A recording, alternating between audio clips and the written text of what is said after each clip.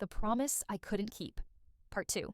It started with small things. He got tired more easily, he skipped classes, he dropped his camera twice in 1 week, and forgot the professor's name. One evening, I found him in the editing lab, hands trembling. "Ethan, what's happening?" He smiled, but his eyes apologized. "Just headaches. I'll sleep it off." I didn't believe him, and I was right. 3 days later, I found a crumpled medical report in his backpack. Brain tumor, stage 4. My world stopped. His had been stopping for months.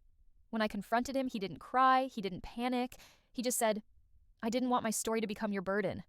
I hugged him as tight as I could and whispered, "You don't get to decide who I love." He finally cried, and it broke me more than the diagnosis. We didn't scream at fate. We didn't drown in sadness. We decided to live, not forever, but fully. We made a bucket list. Midnight ocean swim. Road trip without Google Maps. Singing in public even if off-key. Cooking without following recipes. Saying yes more than maybe. For a while, we forgot death was taking notes.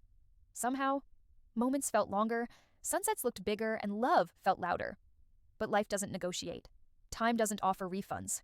His health declined fast. He couldn't hold the camera anymore, so he made me sit in his chair while he directed with tired voice. "Emma, promise me you'll finish my documentary if I can't." I laughed through tears. "Ethan, stop. You're going to finish it yourself." He looked at me with the kindest sadness I've ever seen. I kissed his forehead. That was the only time I initiated a kiss. Hospital rooms don't smell like fear until the person you love is lying there.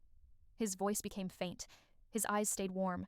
He whispered, barely breathing, "Emma, thank you for letting me be loved, even though I couldn't stay long enough to deserve it." I shook my head, crying, "You deserved an eternity." His last sentence was, "Then promise me you'll live it for us." The heart monitor slowed, and somewhere between beats, my love turned into memory. 1 year later, I submitted his unfinished documentary to a national short film festival. The title, "To the Girl with Galaxies Behind Her Eyes." At the end, I added a final voiceover. He wanted to make a film about the person who stayed. I stayed, and he left. But love is not measured by length, only by depth. The film received a standing ovation. But I didn't cry because they loved it. I cried because he couldn't see it. Dear Diary, I learned that love is not always about growing old together. Sometimes love is the short story that teaches you how to live the long one. And if Ethan could see me now, I'd tell him, "You didn't leave in the hospital that night. You left inside every frame, and that means you're still rolling." Subscribe for more.